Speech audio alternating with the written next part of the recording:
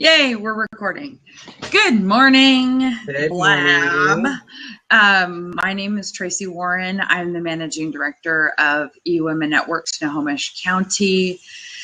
And I really wanted to create a way to get to know, well, first of all, I get to know my members, but also my community gets to know one another.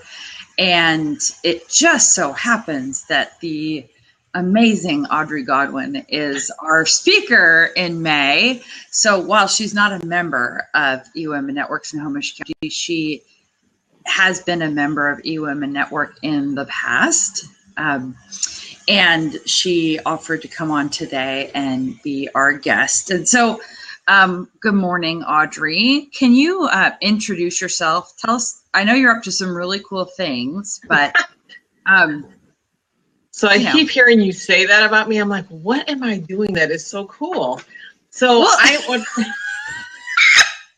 yeah, that's where my head goes. Like, who is she talking about?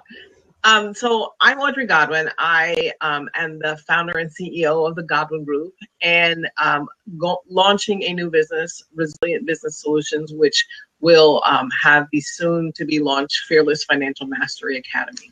See, that's cool stuff. Thank you. Yes. And really what, my assignment, mission in the world, now that I am done playing CPA and playing in that realm, is to really be the champion for women's economic development. And really what that means is to move the needle on the number of women who are having businesses that are not just making six figures for the business, but them making a good living based on what it is that they think a good living is. So, the statistics say that less than 2% of women-owned businesses, and women-owned businesses are defined as women own 51% or more of the business, right? So that is a huge swath of women-owned businesses. Yeah. So less than 2% make seven figures, but that's in their business. That's not what they take home. And right. Then of that group, about 80% make $100,000, up to $100,000, but that's what their business makes, not what they make. And of that group, about 60% make $25,000 or less in gross receipts. Wow. So I know that, my hope is that most of those women are married or in relationships where their significant other is pulling the financial load, because there are no places in this country where you can live on less than $20,000 a year successfully. You could live in Fargo, North Dakota for $20,000. Okay, well, I've never been there, so that's why I don't know that. And I don't want to live there, frankly. Yeah. But you're right. So what do you see as the number one mistake that business owners make, women business owners make, that really keep that, like, is there one big mistake, or is it a number of things? Well, I would say probably the first biggest mistake is just not getting clear. So it's not about finding your individual purpose, because, it took me, I'm 52, my business is 13 years old, and I'm just now finding really what my purpose is. I'm really a teacher, or the new, moniker of wisdom advisor, right? Like, that's what I'm here to do.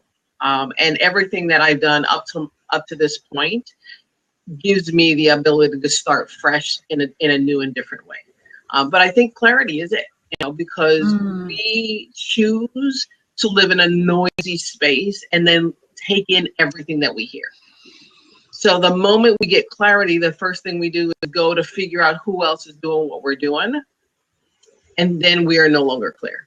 So I think the biggest mistake is just getting clear and then having the confidence to know that you just need to take that step, even if it's, clumsily tripping off the curb, but to take that step. So you just said that we get clear, and I'm, royal we, right? We get clear, right. And then we see what other people are doing, and that throws us off. Now, why do you think that is?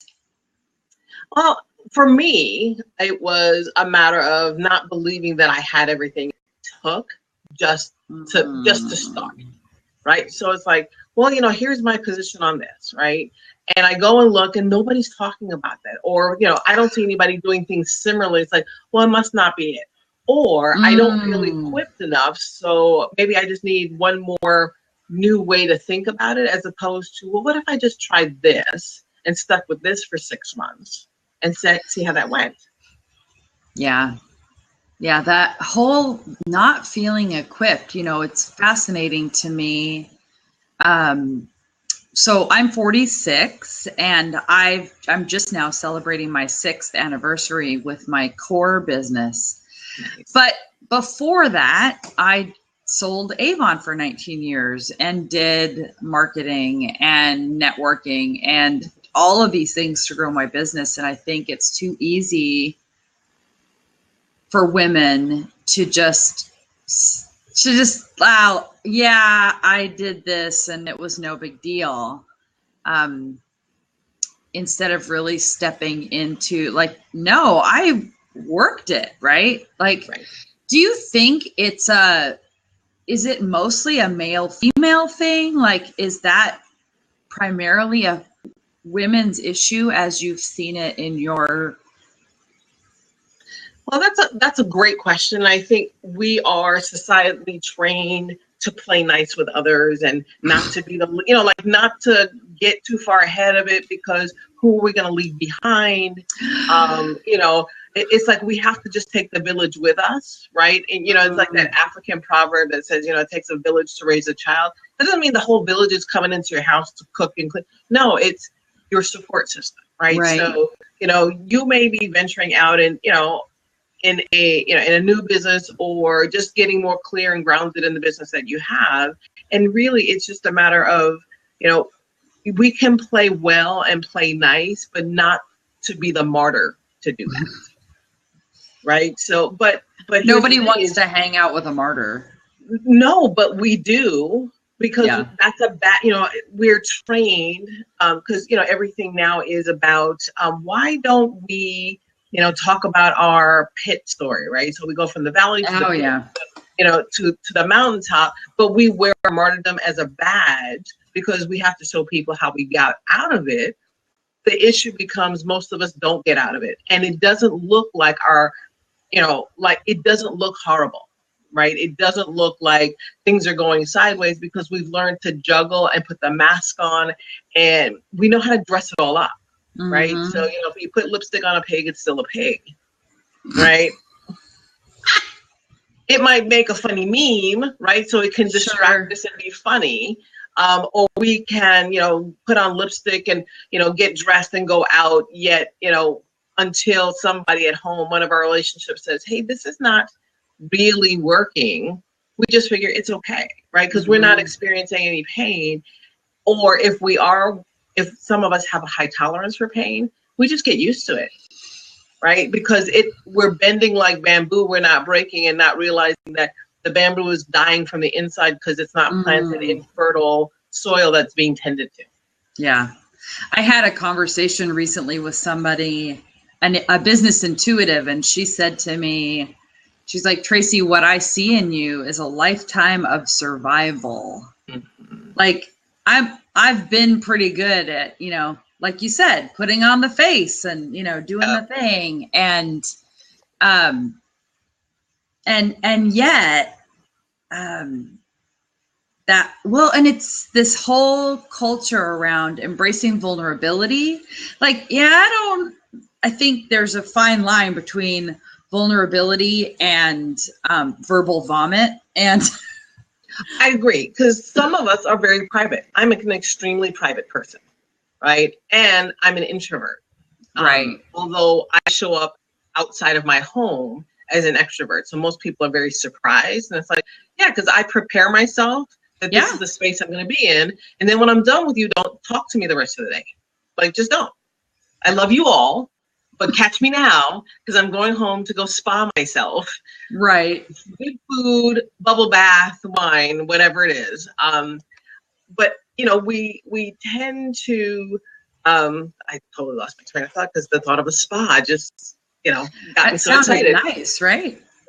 Yeah. So So I just think that when we're talking about vulnerability, we need to be careful about what we share, right? So what I notice, especially on social media, when I put posts out there that are personal, the likes go through the roof, right? Yep. Because I think it's people trying to pierce the veil. And for me, I need a real relationship, right? So if you want to be my friend on Facebook, but you really want to know more about me, then you have to email me, or you have to call me, or Skype me, or meet me for coffee, right? This is not we're just gonna, I'm just gonna put everything that I'm going through on social media, good, bad, and ugly, so that you can see that my life isn't perfect. It's like, dude, I'm human. Until I translate to the next place, this is what I'm always in a constant state of transformation and becoming, and my life isn't perfect. My business isn't perfect. I mean, I've made some terrible mistakes, but it's mostly because of my own personal journey, which shows up in my business, and luckily, all the gifts I've been given over the last 20, 30 years of a career are going to show up beautifully in this next business. So I'm excited. Right. So yeah, that whole social media is fascinating, and somehow I always get back on that topic. But I'm going to get back to your topic, because but they go hand in hand. They do. Vulnerability and money and finance go hand in hand. Because one of the things that I chat with people all the time when I get referrals from clients to coach or consult, I ask them questions that they're not ready for, because they just think we're going to fix the taxes, or we're going to fix, the money leaks. And I start asking them about their business plan and how are their relationships. And they're looking at me like, why do you need to know that? Well, your identity and your relationships, who you think you are, shows up in how you manage everything, all your behaviors. So you just said money leaks. Where do you see the biggest money leaks in this? Oh, I'm sorry. I don't mean to laugh, but besides food, right? Yeah. Like we coffee ourselves to death. Like we just need to have another coffee so that we can write it off. It's like, really? Because I'm going to give you a really funny story. So yesterday I decided I've been cold French pressing Puerto Rican coffee, right? So I hear the tea kettle go off, go pour the coffee in the French press, come back to my computer. Yesterday for dinner, I walked into the kitchen. I went, oh, so there's the French press coffee I was supposed to drink yesterday morning. Oh my right? gosh. It's hilarious. But I do that once a day, like in the morning. A can of Puerto Rican coffee definitely costs me less than doing my, dirty chai with chocolate every day, which is $5 to $6. Right? So there's a money leak, but here's the justification, right? Well, if I do this, I can write it off for business. Okay. Or if I go to this event with my business girlfriends, I can write it off for business because we talked about business and then we enjoyed the color purple, or we did whatever, right? I mean, and that's all good, but that's why we have a lot of money leaks. And it could be marketing. Right? So whatever is the newest, hottest thing, right? So when Periscope started, I just watched. I'm still not on Periscope. I watch people on Periscope when I want to learn something, right? Sure. Snapchat is big because Gary Vee says it's big now, but he was talking Snapchat a couple of years ago when my teenagers were using it. I'm like, yeah, I'm not doing that because that's kind of weird and creepy, only because I'm a mom. And I'm thinking, I don't really need to be on here when my kids are on here. Right. But that's another money leak, right? So we just do whatever marketing because we're not clear about where we're supposed to be, right? Another money leak, education. So that's my biggest thing. Books, and I don't call it a money leak because my justification is I need to feed my soul and I need to learn more because, how am I going to serve my clients well if I just don't know the cutting edge of everything? Like, seriously, it's bookkeeping, taxes, and money management. If you can't master the fundamentals, it doesn't matter what the new cutting edge thing is. I mean, for crying out loud, look at Enron. Look at all these things that are coming undone, like these mortgage credit swaps. The more complicated it gets, the more likely it's going to, it's built on a house of cards. Right. My daughter and I were actually talking about that whole Starbucks thing last week. And I was kind of going, we could go to Starbucks or we could put that $10 where we would have spent away for a vacation. She's like, yeah, but we're not really going to do that. And then I started true story. And then we started like averaging. She's like, okay, let's average out how many coffees you have. So how many times did you go to Starbucks on, Monday? I'm like, oh, well, once. And by the time the week, and last week was kind of extraordinary for going to Starbucks, but it was 1.6 drinks a day on average. And then I justify it by, well, I get iced tea a lot, which is only $3 instead of the $5. Anyway, but I can totally see that. And how many books do I have on my Kindle? Like, I feel the same, like that whole, well, I just want to buy another book, or those are two really interesting. I need to be better about actually digging deep and looking into that. But again, that whole, if you're not clear, because if you're not clear, then nothing you're doing, whether it's networking, whether it's going to Starbucks for a meeting, that clarity piece, I can see how, well, it's even like, who's your target market, and people don't know, and or they're not clear. And then they're like, well, I'm doing all this stuff and nothing's working. I'm like, yeah, that's because you say you're going to work with anybody, and that just doesn't work. Well, I think we're afraid to be focused, right? So, my mantra over the last, I want to say 5 or 6 years has been, I want to go, about, 10 feet wide, but a mile deep, right? Because then, I mean, if I say that, I want to work with high achieving women business owners, well, that looks very different, because it could be someone who's in their 20s, and it could be somebody that's in their 70s, but they recognize it because they're always wanting to achieve something. Sure. Right. And so if I can work deeper with that group, that doesn't mean that I work with all women. I'm just really clear about who I want to be working with, because they get the best results with working with me. And I think part of it is we spend too much time with the masculine energy and the feminine energy. And it's like, no, I know the feminine energy, and I am great at managing the masculine traits, right? Like, so driving is, I'm a driver. And I think part of that is I was born on the East Coast in New York City. So, like, you just have to, you have to be very pointed and direct to get where you need to be, and be, fairly clear most of the time.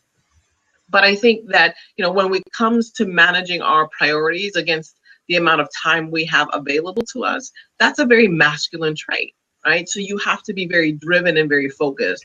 Yet as women, we want to, I like this, and we get so caught up in the passion and the emotion of it. So it's like we're doing a multiple of things. So we literally have 10 things we're doing. So think about it. So like, if you have each finger in 10 pies, how deep is each of the fingers actually in the pie? Because you can barely touch unless you get like little mini quiches, right? But everybody wants a big pie. So if you have that visual of, I have 10 pies and I have to put each finger to the bottom of the pie in each pie, that's impossible to do.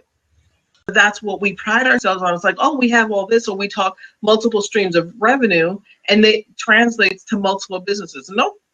I have multiple streams of revenue from one company, right? Because I know how to leverage, basically what I do, right? I mean, it's just sort of those things. But again, it's just sort of we just need to manage ourselves. We need to know ourselves, right? We need to seek understanding so that we can serve. Well, and that whole idea of 10 fingers in things, I was talking to someone recently who said, I do this and I do this and I do this and I do this. And when they do that, I'm done talking to them. I would rather hire an expert at one thing than somebody who's a generalist at many. And the longer I'm in it, and it's taken me a long time to figure that out, because you have to make some mistakes. But I like the idea of 10 feet wide and a mile deep. And it is scary, because as soon as you decide I'm going to pick, and that's, I think a lot of people really resist that. I did. I mean, I resisted choosing a niche. But then, niche is rich and broad is broke. Yeah. And all the time. All the time. But I think it's, think about about it, right? We joke as women as, we have to have all these shoes. We think that, our livelihood, our how we walk out our vocation has to look the same way. It's like, no. When you have, I have 4 pairs of black shoes. However, they are distinctly different in their use and function. Sure. Right. So I'm not going to wear my, black sneakers with a dress. Not because it's not cool, because people do that, but I'm also not 15 years old. What? I mean, and for those of us that are in our 50s and we're going to dress that way, and that's who you are. Yeah. Bravo. Right. Like, I want people to be clear, like, I'm not bashing anybody, but I know who I am. I know what I'm most comfortable in. So when I'm wearing sneakers, that's a jeans thing. When my daughter wears sneakers, it could be anything. It could be anything. Right. I mean, and it's okay because she pulls it together so well that I'm just like, okay, that's cute. I'm not going to wear that, but that's cute on you. Mm-hmm. Right. I mean, but I think that's the issue is that, we want to do all this multiple things so we can fit in. Right. But really if we're doing our business well, then we are taking care of the relationships and the people that we are meant to take care of.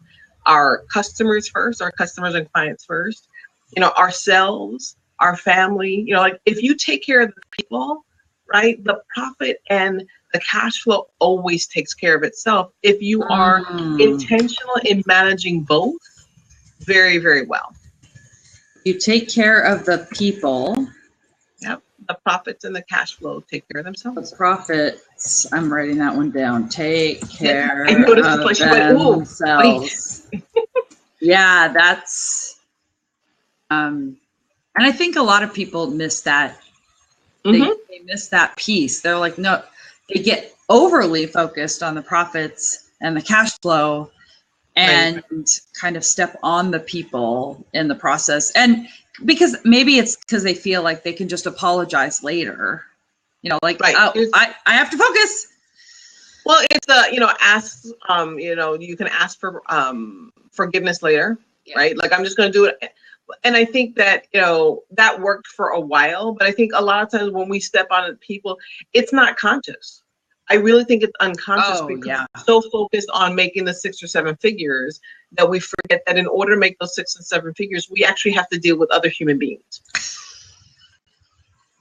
What? The other human beings are the only entities on the planet that have the means of exchange to help you grow a business, right? Whether they, and if you never want employees, that's okay, right? But you still have to have really healthy relationships with your independent contractors, all your freelancers, so that they get your vision, and when they're working on your stuff, that they speak with your voice, right? So they're totally bought into what you're doing when they're working on your project, right? I prefer to have employees because I love the idea of creating a team that really is bought in to what we're doing, to serve, to really be the champion for women's economic development. And they're all in their zone of genius. So I don't have to think about anything else other than I trust that they do this because they love doing it and they love doing it for the people that we serve.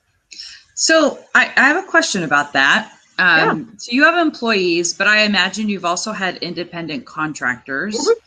Yes. How do you, I would imagine you've also coached women about when that time is right, because you're doing their taxes, right? So how would you advise someone who is growing their business? Because here's what people, I know, and I'm sure you've heard this, like, I can't hire help. I can't afford it. So how do you respond to that? Well, whenever somebody says I can't afford it, I would just go, well, you can afford not to, right? So if people want to hire me to help develop their cash flow, coach them to have some really diligent practices with their cash flow, because that's where we start. I never start with the tax return. The tax return is just something we have to do because it's required by law. Seriously. Yeah. And all the clients that I've worked with over the years, we help them get that perspective. Because if you're coming to me and you go, I just want to save taxes, like, well, I don't want to pay any taxes, then I go, well, you can stop working. because that solves that piece. But then it negatively impacts everything else. But that's what we like. We're an all or nothing kind of society, right? So it's like go big or go home. Or it's like, well, what happened about just navigating the river and the rapids? Like how do we just, navigate the things that we need to navigate, control what, we can control, and then respond appropriately to those things we can, right? So when we're talking about hiring somebody, it's, well, if you hear yourself saying all the time, well, I just don't have enough time. One, I can tell you you're not clear on what your priorities are for the week, for the, all the way down to what should you be doing today. Right. Right. To the fact that when you say, well, I can't afford it. Well, it's like, well, then your priorities are not in order. And if you really, are you hiring somebody because that's just something you need to do so that you can get to 6 or 7 or 8 figures? Or is it things that are you going to be able to delegate those tasks and the responsibilities so that they can do their job? Right. Because those are the conversations. And then we work the cash flow of, well, if you, like, for instance, when I started out a long time ago, 2003, so that was 13 years ago. Is that right? I don't know, something like that. Bad math for the accountant, right? That's funny. So yeah, time is just a number. So it's just the thought that, well, I need somebody to do some admin stuff, right? So I just hired somebody who, for 4 hours a week at $25 an hour. Okay, because that's all I had room for. Sure. And I was very clear of, what do I need to get off my plate? Like, I don't need to file stuff. I don't need to, get stuff coordinated with the, shredding. Like, I don't need to do that stuff. Mm-hmm. There's no value in me doing it, although I'm fully capable of doing it. Sure. Like, I don't do my own bookkeeping. Why? Because there's no value in me doing that, because then that's time taken away from me building the business and serving clients. And that's the perspective, is we have to say, think about, are you really prepared to have, whether it's bringing on an independent contractor or an employee, are you mentally and emotionally prepared to delegate the task and the limited authority for them to be able to make decisions? Or are you going to become this control freak and totally burn people out and then wonder why nobody wants to be around you? So how do you know when it's time to make them an employee and not an independent contractor? Well, first of all, I tend to bring on, like, for me, when I started, they were independent contractors just because it's like, they just came in for certain projects, right? In my type of business, it's really hard to say, well, I need to use a freelancer for, certain things unless they have a business. So when I am ready to have an online business manager, then I'm going to find a company as opposed to an individual, right, who's just kind of doing this on the side. Right. Because I want that to be very clear that they are in business to do this. They have a level of expertise, because I'm not going to, one of the mistakes I had in the past is hiring people who say that this is their zone of genius, only to find out that now I have to take on everything that they did to correct, the destruction they caused, to have to clean it up to be able to hand it over to the next person, right? So I just think that if they're going to start out like a trial period, that you get really clear. I mean, if you're hiring an individual, then this has got to be their business, right? You have to follow the guidelines for who's in control of their schedule.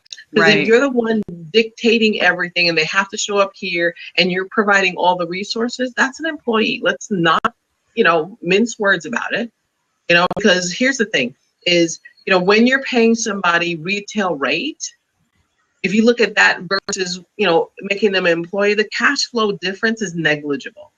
Right.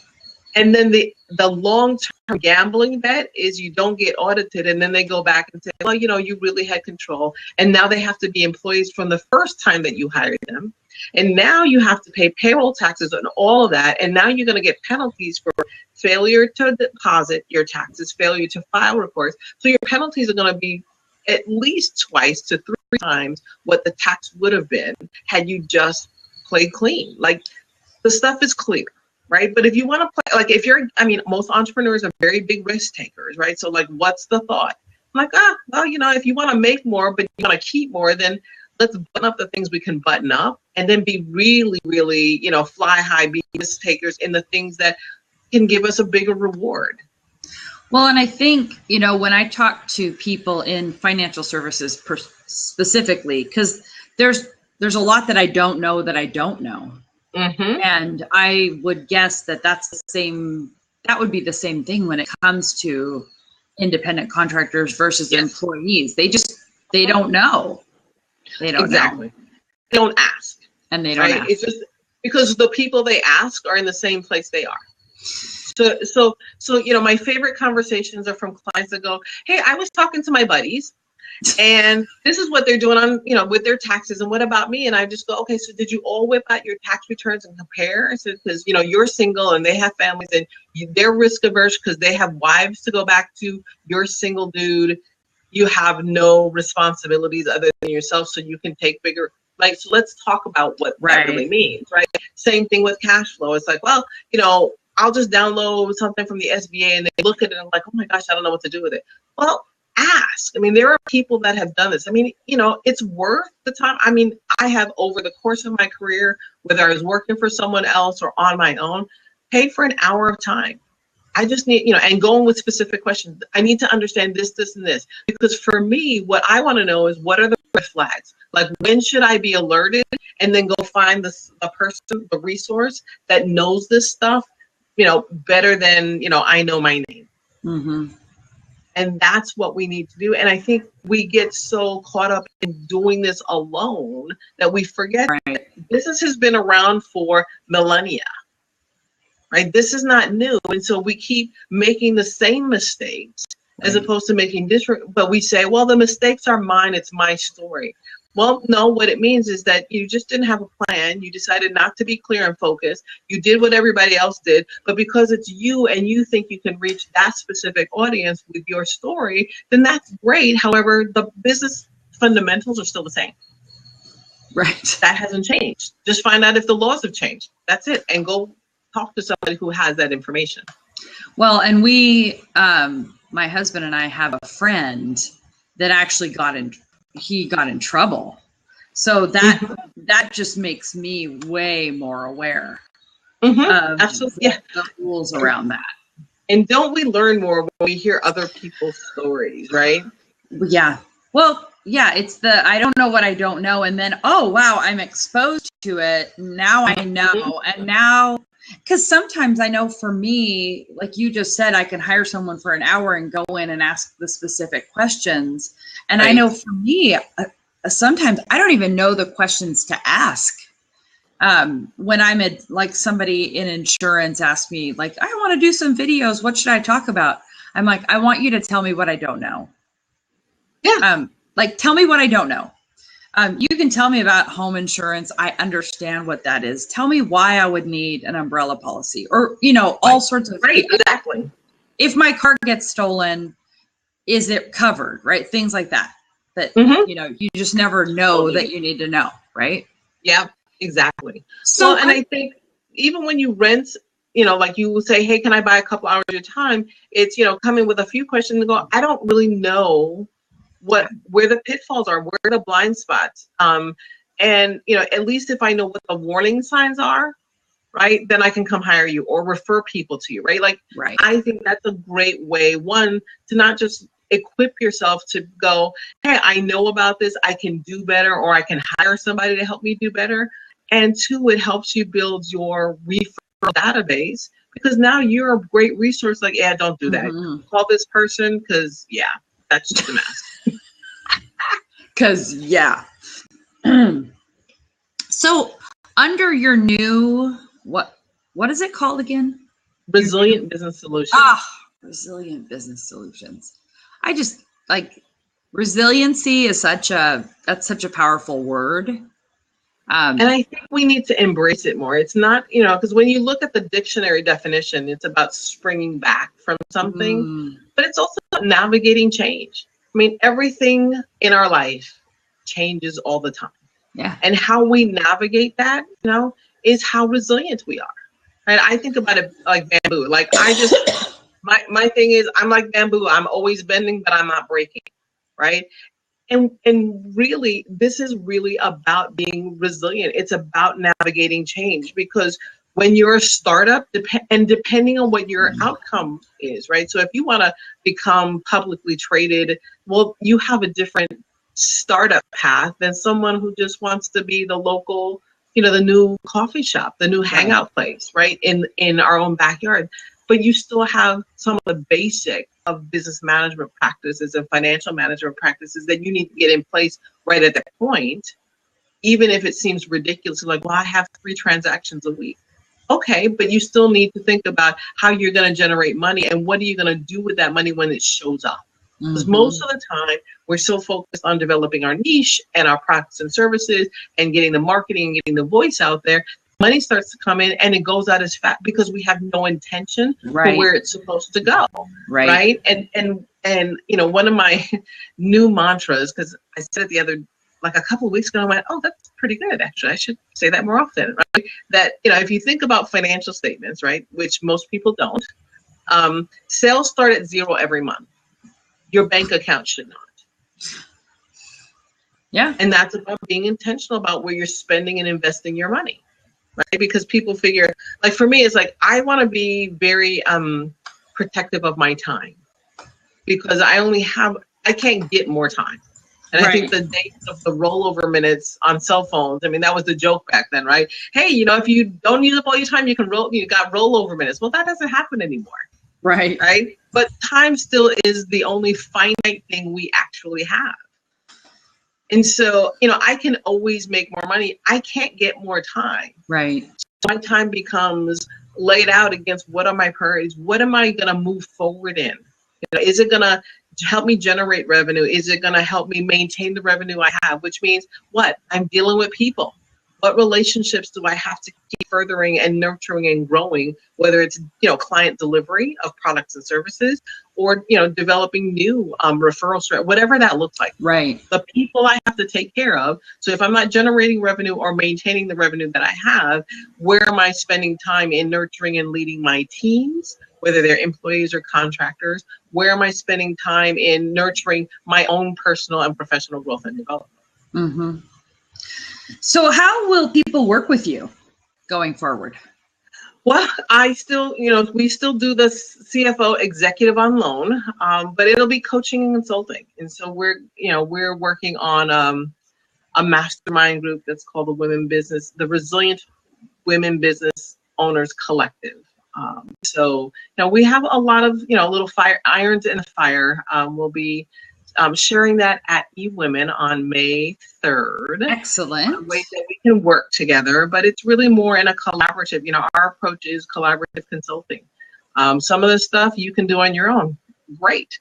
And when you get to the point where you feel like you really need somebody to link arms with you around the fears of I am making a boatload of money and it's kind of freaking me out because I now have to pay taxes, or this is more money than I've had in my bank account in years, and it just makes me nervous. And we're the ones to help you build that resiliency in that area. Nice. That sounds awesome. So it's only 9:11. See, my glasses broke. So that's why I have these on, because I'm like, I got to be able to see my computer. I thought it was later than it actually was, so I was going to wrap up. But I love the what you just said about collaborative consulting. That it's, I don't ever, I joke, I don't ever want to call myself a coach because I want people to do what I tell them to do. Right? Well, coaches, and it's true. Coaches don't do that. Like, my understanding of coaching is coaches guide and direct you, but they're guiding you based on what you are telling them. Right. And no, I just want people to do what I tell them to do. And which I think is a fascinating concept, right? Because I'm the sports guy in my house. Okay. And when I was married, I was the sports guy in my house. And then I had a son who was a sports guy. So, there was the two of us. But it's a thought of, if I look at the coaches in professional sports, you do what they tell you to do. Mm-hmm. Right? Because they get you the results, right? So this idea that coaching is pulling out and, you get to do I get that. So my job is to draw out the potential that I see in you and to actively listen to what you say and then go, so let's try this exercise so that you can get it ingrained, because we need to do this, right? So I don't think Tiger Woods golf coach is telling him, what do you think you're doing wrong? What do you think you're doing wrong? It's sort of like, your hips are out of place. This is what you need to do, right? I mean, so there's a level. I mean, and the collaborative consulting really came from John Jantz, from Duct Tape Marketing, because he coined that years ago, and I'm like, I just love that idea. It's because there's some things that I have to do for you, and I don't have to, right? Like taxes and cash flow planning, you can do on your own. You can pull your hair out doing it, or we can do it together. And so this becomes a collaboration where you get to have your vision and values turn into the things that that manifest into the things that are most important, in moving you forward. Right. That's a good analogy, the sports.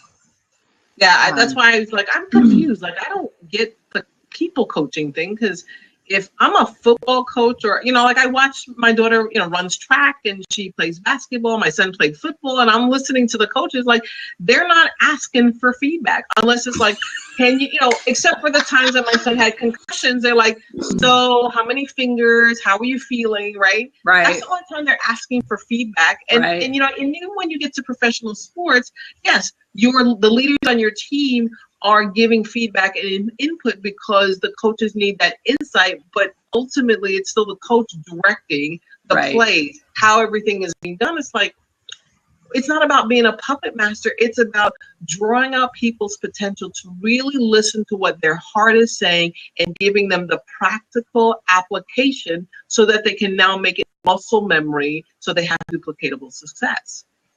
And I think maybe for me, some of my hesitation around using the word coach is I feel like everyone's a coach. Yep. I mean, you go, you're a mom or a coach. No, seriously. It's true. Because if you really pay attention to the development of your kids, by the time they're teenagers, you're now becoming the consultant, the coach. When your time of directing and being more authoritative was younger, when you could plant those really good seeds. Now it's sort of like you got to help them critically think so that they can make the best decisions based on who they understand themselves to be and the circumstances that they face. Right. So that, we were coaches from way back, you and I, as a mom. Whew, yeah. And that just never ends, does it? It does not. It does not. And that's perfectly okay with me. Me too. I'm actually getting ready to do a talk for a middle school, and we're going to talk about apps and how to keep your kids safe. And when the person it was Karen Rosenzweig, she referred me to this gig, and I said, yeah, I don't think they're going to like what I have to say. Right. And she goes, what do you mean? I said, I'm going to tell them they have to be parents. Like, don't blame the app. The app is not the problem. Right. You're the problem. Anyway, that's all. But here's a great analogy. Okay, so let's slide that into our businesses. Yeah. Right. So we say the business is the problem. I just need to do Facebook because that's the new thing. But my clients aren't on Facebook. Right. Or I need to do Snapchat, or Gary Vee says this and Tracy Warren says this, and and so we say, well, that's just not working because your thing doesn't work, as opposed to you need to be the CEO. Right. That means you're the one who has the vision. You're responsible for stewarding that vision and making sure the plans are executed in such a way that the vision comes to pass. That's your job. If nothing else, that's your job. So how much time do you take every week as the CEO, like in your business? How much CEO time do you take every week? So I put on my CEO hat actually first thing in the morning so that I'm very clear about what I have to get accomplished for the day. So that when I have life interruptions, not distractions, because I've decided to, be on Facebook or do whatever, but true interruptions. Then I can, ground myself and get centered back. Oh, I need to finish this. And this is what I promised that I would get accomplished for the day. So that's probably, 20, 30 minutes in the morning. And then once a week, I spend at least 3 hours really thinking about the business. Where I'm, so now we're in the first month of Q2. We're halfway through the month. So what I'll do Saturday is, in the morning, grab some coffee, really think about what do I want to do? What do I need to get accomplished by the end of this month? And I have the benefit of having your talk coming up. Yeah. To talk. So I was like, do I have everything in place so that this can be successful for the members of eWomen Snohomish County, and moving resilient business solutions forward in such a way that it's good, everybody wins. Like, right. Everybody wins. And whatever that win looks like individually, everybody gets what they need to get out of it. And so I do that every week, is 3 hours. Where do I need to be? And, and just kind of playing with what is. I heard this line, and I forget where I saw it, so forgive me, I don't have an attribution for it, but it was the thought of, what if we say the sky's the limit, but what if that's too low? Right. So it's so if the universe really is my playground, then the sky is too low. Right. And so really that CEO time is to kind of check in on, well, what do I want to get accomplished for 2016, and have I done what's necessary? But it's also to think about, how can I serve? It is also about, do I need to hire somebody? Am I doing things in my business because I can do them, and I just got in the habit of doing it, as opposed to, I need to not do this anymore. Right. Because we tend to do that. I mean, right. And I think it's across the board. We all, we get into the habit of, oh, let me just do it. It'll take me 2 seconds to do. And you may not have anybody you can delegate it to, but then before you know it, now that's something you incorporate into your routine. Right. And when you sit down and go, what am I really doing? And if you go, oh, things are going gangbusters and things are well, but I can't deliver, or my paperwork is getting behind, or the book, it's like I'm only getting my books updated once a year so I can do my taxes, which is, by the way, a bad no-no. Have your books updated every month. Yeah. Well, because people get surprised, right? Because they want to go, well, intuitively it feels like this. Well, I have clients who are very intuitive, and we do their books every month, and they read their financial statements, and we talk about cash flow, and then they're off to do their thing. Because intuitively they're getting a hit that, well, I should be around here, excuse me, and the financials either say, yes, you're on track, or no, we're off. And then they gotta, oh yeah, I made that decision. That's why it's impacting here. And then they get all in alignment, and then they're off to do their thing. Right. So that's what I do for my CEO time, is it's just really, constantly, how am I in service to my clients, my potential clients, my referral partners, and am I getting what I need out of this business? I mean, and that's the piece I think most women don't even, I just love to be in, I want to be always serving from my overflow. I never want to be taken from my tank, because when we get in that mode, then when we're empty, we're constantly building our business out of desperation, and we end up with clients and a business that we don't really enjoy serving it. Right. Well, and unfortunately, sometimes we have to take those clients to know they were the wrong client. Right. Like, it's, Rachel Alexandria said, so I recently had a situation, and she said, oh, so you have an AFOG. And I'm like, an AFOG? She goes, yeah, an effing opportunity for growth. And I'm like, yes, I guess I had another AFOG. Yeah. So it is 9:22. I would like to wrap up. I'm actually hosting a strategic business introduction this morning. How fun. But thank you, Audrey. This has been fabulous. First of all, I love this because my degree is in journalism. So I feel like I get to use my interviewing skills. Where do people find you? Well, right now, people can find me on Facebook. So it's just Audrey Godwin. I'm on LinkedIn. And you can find me, thegodwingroup.net is the website. And that's how you can find me. Excellent.